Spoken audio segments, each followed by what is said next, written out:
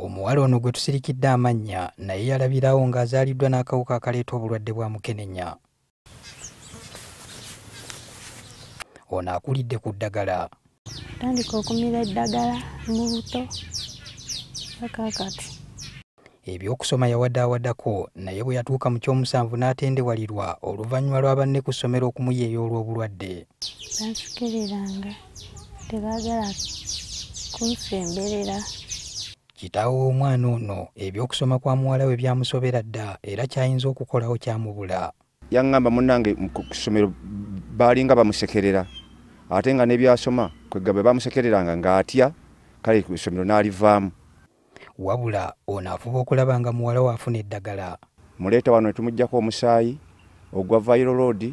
Kati omwana ono abeera ne jjajjaawe atakyeyinza olw'emyaka era atubuulidde engeri obulamu gye bumukaluubiriramu.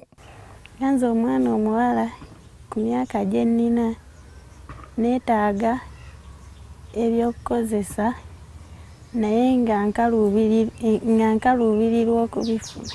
Tutuuseeko ku ssomero lya St. Kizito Kanyogoga Primary omuwala ono gye yali asomera. Tetugenze kubasalira musango wabula okuzuula obanga essomero lirimu abayizi abalala ab'ekika kino n'okulaba obanga balina enteekateeka ey'okuddaabiriza abalina akawuka akaleeta obulwadde bwa mukenenya. Tubeera nabo kati mu kilasi yange ninamu omwana omu kituufu mulwadde ate obulwadde obwo teyabujja nti abujje balala bamuzaala nabwo. Tuyina emisomo gye tuteekawo wano ku ssomero ne tutuuza abaana bano ne tubabuulirira engeri bannaabwe gye basobola okubeeramu nabo yadde nga baba n'obulwadde obwo. Bwe tuvudde awo ne twolekera eddwaliro erya St. Padre Pio Health Center 3 e Busunju omwana ono gy'ajja eddagala ly'amira. Eno omuwendo gw'abatannaweza myaka 19 egy'obukulu nga bali ku ddagala nagwo gweraliikiriza.